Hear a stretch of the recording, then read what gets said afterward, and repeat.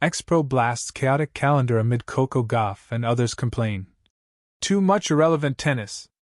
The relentless grind of the professional tennis calendar has become one of the most pressing issues in the sport, with a growing chorus of players citing burnout and injury from a schedule that stretches across 11 months of the year. Even Coco Gauff has been openly critical of the WTA's demanding schedule, stating that its mandatory tournament rules are unsustainable from a player health perspective. Yeah, I mean, obviously with the mandatory rules, I know why it's in place with prize money and everything. Do I agree with them? I mean, I guess on a business point, it can kind of make sense.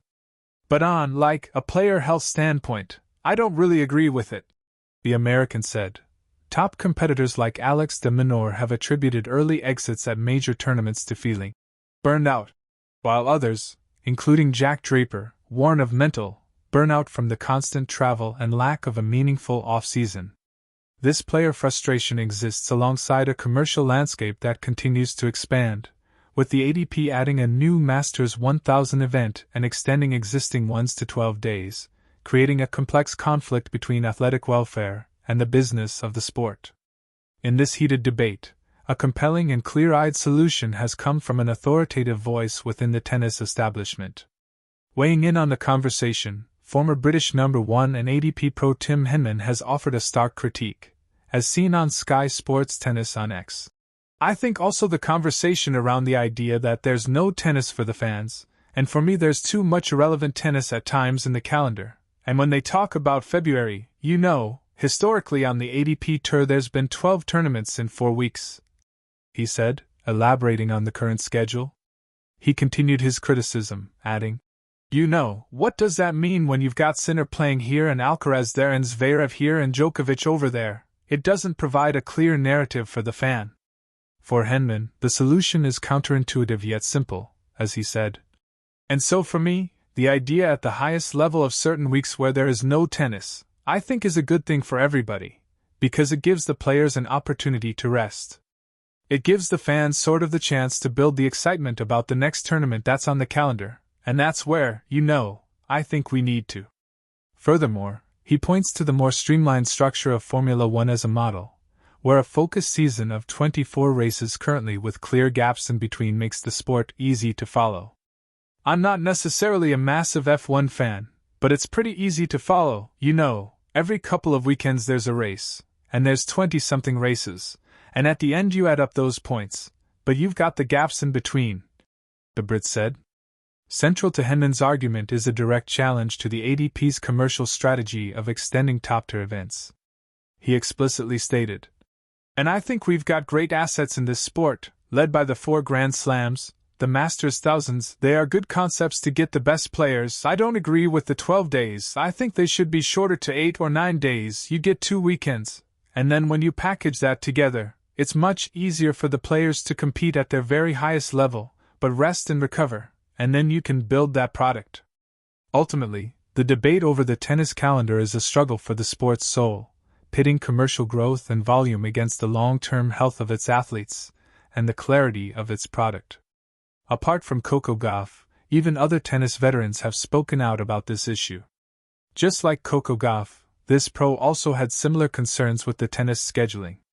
Recently, the 35-year-old German tennis star Jan-Lennard Struff shared his thoughts on the scheduling issues, saying, "I think we're all good actors too. We athletes and tennis players. I don't think that everyone feels good all the time, absolutely not. In a year, when I play around 50 matches, I'd say for 5 or 6 of them it is 100% great. The rest is just about dealing with what's available, dealing with what I have today, what I can play, how I'm feeling mentally, and pushing through." He pointed out that for most of the season, players aren't really at their best. Instead, they're just trying to manage and endure, hiding their physical and mental challenges to meet their professional duties. This situation isn't just happening on the ADP Tour. WTA players are speaking out about the tough grind too. For sure, Coco Gauff wasn't the only one affected by the scheduling. There are others. Daria Kasatkina from Australia decided to wrap up her 2025 season a bit early, saying she was at breaking point from all the emotional and mental stress.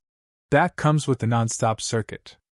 She pointed out that she's not the only one feeling this way, and world number 2 IJ Swiatek echoed her thoughts, describing the mandatory tournament schedule as impossible, and suggesting that players might need to overlook the rules for their own well-being. We'll just have to wait and see if the ADP and WTA decide to address these complaints. The tension had been simmering for months, bubbling just beneath the surface as the tennis tour dragged through yet another stretch of congested, confusing, and utterly exhausting scheduling. Players whispered it among themselves in locker rooms. Coaches grumbled about it at practice courts. Fans debated it online. But it wasn't until a former top 10 pro, known for his blunt honesty and zero-filter commentary, finally snapped that the conversation detonated into the mainstream.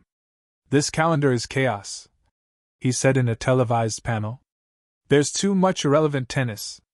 The clip went viral within minutes. Suddenly, conversations that had lived only in private corners exploded into public debate. And at the center of that storm were the voices of the sport's biggest stars, including Coco Gauff, who had long hinted at the same frustrations but now found her thoughts echoed louder, sharper, and with the frustration of someone who remembered the grind all too well. The outburst that shook the tour. It happened on a Thursday evening broadcast that no one expected to matter.